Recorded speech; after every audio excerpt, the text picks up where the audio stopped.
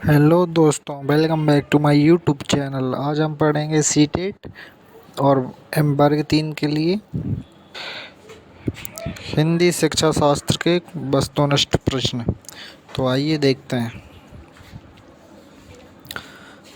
Noam Chomsky के अनुसार भाषा अर्जन उपकरण एलएडी बच्चों की किस बात में मदद करता है?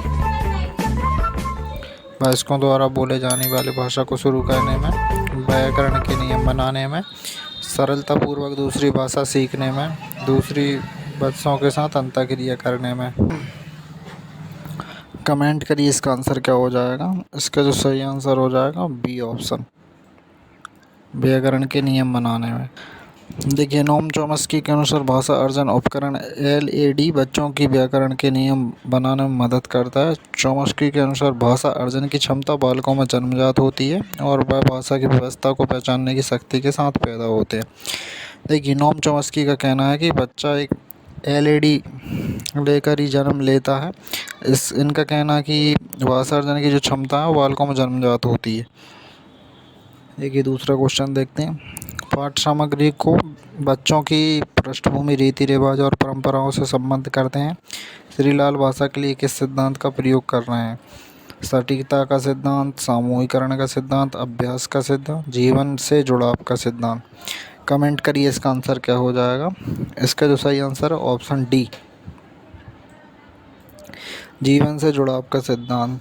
कक्षा 5 में भाषा शिक्षण करते समय श्रीलाल पाठ सामग्री को बच्चों की पृष्ठभूमि, रीति रिवाज और परंपराओं से संबद्ध करते हैं। श्रीलाल भाषा के जीवन से जुड़ाव का सिद्धांत का प्रयोग कर रहे हैं।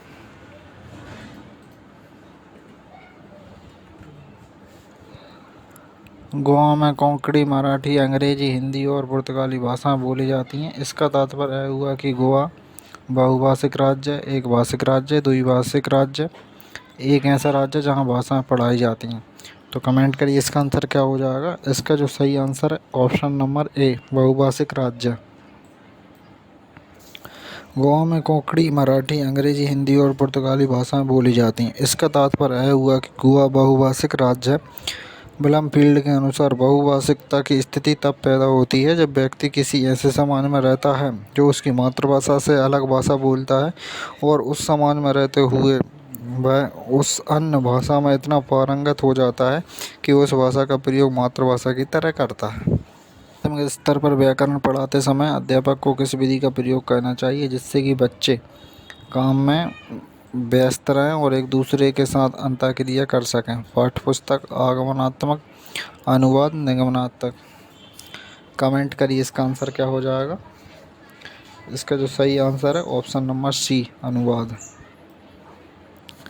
प्राथमिक स्तर पर व्याकरण पढ़ाते समय अध्यापक को आगमनात्मक विधि का प्रयोग करना चाहिए जिससे कि बच्चे काम में व्यस्त रहें और एक दूसरे के साथ अंतःक्रिया।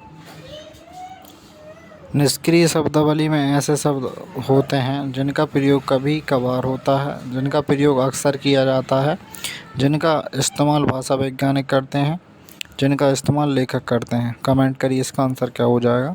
इसका जो सही आंसर है ऑप्शन ए, जिनका प्रयोग कभी कभार करते हैं। निष्क्रिय शब्दावली में ऐसे शब्द होते हैं जिनका प्रयोग कभी कभार होता है। ऐसा शब्द जिनका प्रयोग कभी कभार होता है, ऐसे शब्द निष्क्रिय शब्द कहलाते हैं।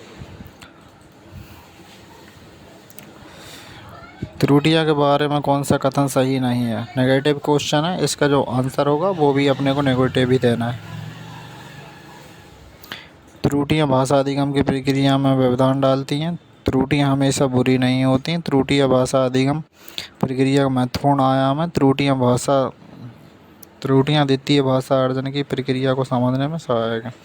कमेंट करिए इसका आंसर क्या हो जाएगा। इसका जो सही आंसर है ए, त्रुटियां भाषा अधिगम की प्रक्रिया में व्यवधान डालती हैं। देखिए, व्यवधान डालना क्या होगा, नेगेटिव।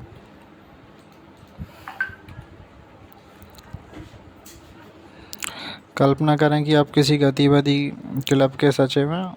आपने अपने विद्यालय में एक सेमिनार की अध्यक्षता हेतु किसी भाषा वैज्ञानिक को आमंत्रित किया है। आप उनका साक्षात्कार कर रहे हैं और उनमें उनके व्यवसाय, शौक और भविष्य की योजनाओं के बारे में पूछ रहा है। इस गतिविधि को किस श्रेणी में रखेंगे? श्रवण और लेखन गतिविधि, वाचन और लेखन गतिविधि, पठन और श्रवण गतिविधि, श्रवण और वाचन गतिविधि।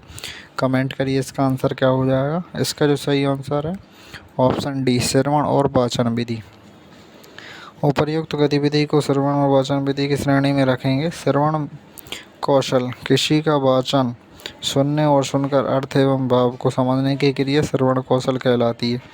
वाचन कौशल, अपने भावों और विचारों को मौखिक भाषा के द्वारा बोलकर अभिव्यक्त करना ही वाचन कौशल कहलाता है।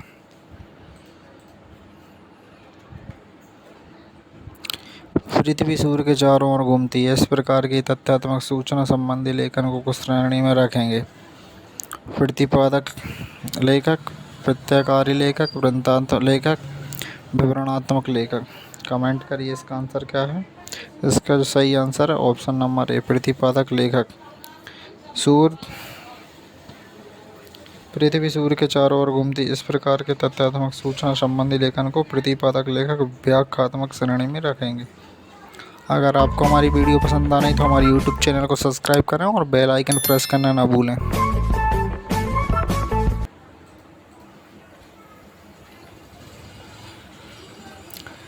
विद्यालय के साथ साहित्य पर बात क्यों नहीं करनी चाहिए? इससे संबंधित कौन सा कथन सही नहीं है? देखिए, नहीं आया, फिर नेगेटिव क्वेश्चन है, इसका आंसर भी हमको नेगेटिव ही देना है। बहुत प्रेरणास्पद है। पाठ्यक्रम शामिल नहीं है। विद्यार्थियों को दूसरी की संस्कृति समझने में मदद करता है। भाषा अर्जन का आधार है। कमेंट करिए इसका आंसर क्या हो जाएगा। ऑप्शन नंबर बी इसका सही आंसर है। पाठ्यक्रम शामिल नहीं है। देखिए, नहीं आया मतलब नेगेटिव क्वेश्चन पूछा था तो नेगेटिव इसका आंसर है। साधिगम में निदानात्मक परीक्षण का क्या उद्देश्य है? योगात्मक आकलन की योजना बनाना और प्रश्न पत्र तैयार करना, शिक्षार्थियों की समझ में रह गए अंतरों कमियों को जानना, विद्यार्थियों को काम दिलवाने के उद्देश्य से उनकी भाषाई निपुणता का परीक्षण करना, किसी विशिष्ट कार्यक्रम हेतु अभ्यर्थी हेतु की पात्रता का आकलन करना। कमेंट करिए इसका आंसर क्या हो जाएगा। इसका जो सही आंसर है ऑप्शन नंबर बी, शिक्षार्थियों की समझ में रह गए अंतरों कमियों को जानना। देखिए, इस भाषा अधिगम में निदानात्मक परीक्षण का उद्देश्य शिक्षार्थियों की समझ में रह गए अंतरों कमियों को जानना और उपचारात्मक कार्रवाई हेतु एक योजना तैयार करना। यह सभी छात्रों के लिए अधिगम के परिणामों को बेहतर बनाने में महत्वपूर्ण भूमिका निभाता है। उसकी के अनुसार बच्चे साथियों के साथ सामाजिक अंतःक्रिया से सीखते हैं। एक भाषा शिक्षक के रूप में आप पाठ की इस तरह की योजना बनाएं कि वे कक्षा में अकेले बैठें तथा अंतःक्रिया एवं बातचीत किए बिना कार्य करें। ऐसी पाठ योजना बनाएं जिसमें अंतःक्रिया से बचने के लिए खेल और चर्चा शामिल ना की जाए। कक्षा में अनुशासन बनाए रखने के लिए प्रोत्साहन, पुरस्कार एवं दंड का प्रयोग करें। जोड़े एवं समूह कार्य के लिए योजना बनाएं ताकि वे साथियों के साथ अंतःक्रिया कर सकें। कमेंट करिए इसका आंसर क्या हो जाएगा। इसका जो सही आंसर है ऑप्शन नंबर डी, जोड़े एवं समूह कार्य के लिए योजना बनाएं ताकि वे साथियों के साथ अंतःक्रिया कर सकें। निम्नलिखित में से कौन सा तरीका भाषा शिक्षण के द्वारा अपनाया जाना चाहिए? धारा प्रवाह बोलने वाले विद्यार्थियों को कक्षा में अनुकरणीय विद्यार्थी के रूप में स्वीकार करना चाहिए। कक्षा हेतु कुछ कठोर नियम बनाना तथा सुनिश्चित करना चाहिए और उनका कड़ाई से पालन करना चाहिए। यह सुनिश्चित करना है कि उनकी कक्षा में सभी विद्यार्थी महसूस कर रहे हैं कि उन्हें स्वीकृत एवं महत्व दिया जा रहा है, चाहे वे किसी भी भाषा, सामाजिक एवं सांस्कृतिक पृष्ठभूमि से संबंध रखते हों। यह सुनिश्चित करना कि भाषा में कक्षा में सुविधा में वंचित पृष्ठभूमि से आने वाले बच्चों को कठिन परिश्रम करना चाहिए। कमेंट करिए इसका आंसर क्या है।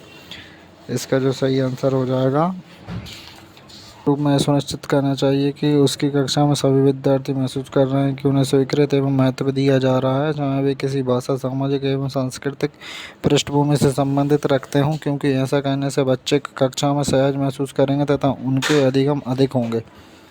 भारतीय कक्षाएं बहुभाषाई कक्षाएं होती हैं। बहुभाषिकता के इस संदर्भ में ध्यान में रखते हुए प्राथमिक स्तर पर बहुभाषी कक्षा के बारे में निम्नलिखित में से कौन सा एक सर्वाधिक उपयुक्त है? शिक्षक को शिक्षार्थी की भाषा को नज़रअंदाज करते हुए विद्यालय की भाषा पर ध्यान देना चाहिए। घर की भाषा का मातृभाषा घर पर बोलने चाहिए, ना कि विद्यालय में। भारत में एकल भाषी विद्यालय होने चाहिए तथा शिक्षार्थियों को उनकी भाषा की प्राथमिकता के अनुसार प्रवेश देना चाहिए। शिक्षक शिक्षार्थियों को उनकी स्वयं की भाषा में संप्रेषण करने एवं अभिव्यक्त हेतु प्रोत्साहन करें ताकि उन्हें विचारों को सम्मान मिले। कमेंट करिए इसका आंसर क्या हो जाएगा। इसका जो सही आंसर है ऑप्शन नंबर डी।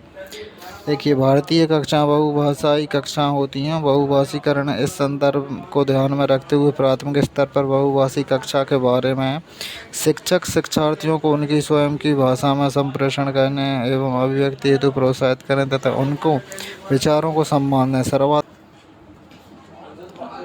लक्ष्य दृश्य शब्द भंडार में किस प्रकार का शब्द है?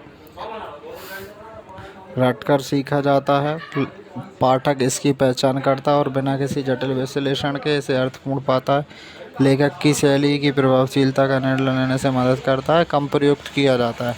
कमेंट करिए इसका आंसर क्या है। इसका जो सही आंसर है ऑप्शन नंबर बी।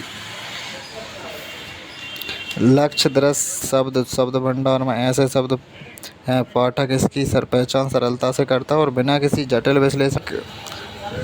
साक्षरता उपगम पर आधारित कक्षा के लिए बच्चे को कक्षा में क्या करना चाहिए? अगर आपने अभी तक हमारे YouTube चैनल को सब्सक्राइब नहीं किया है तो अभी हमारे YouTube चैनल को सब्सक्राइब करें और बेल आइकन ज़रूर प्रेस करें। पारंपरिक प्रवेश का पढ़नी चाहिए। विभिन्न प्रकार की लिखित और वाचिक सामग्री में अंतर किया करनी चाहिए। ड्रिल और अभ्यास वाली मार्कशीट पर काम करना चाहिए। मौखिक ड्रिल अभ्यास पर करना चाहिए। इसका जो सही आंसर हो जाएगा ऑप्शन नंबर बी। ऐसे और भी वीडियोस देखने के लिए हमारे यूट्यूब चैनल को सब्सक्राइब करें। अगर आप भी सीटेट या एमपीटेट की तैयारी कर रहे हैं तो हमारे यूट्यूब चैनल को ज़रूर सब्सक्राइब कर लें।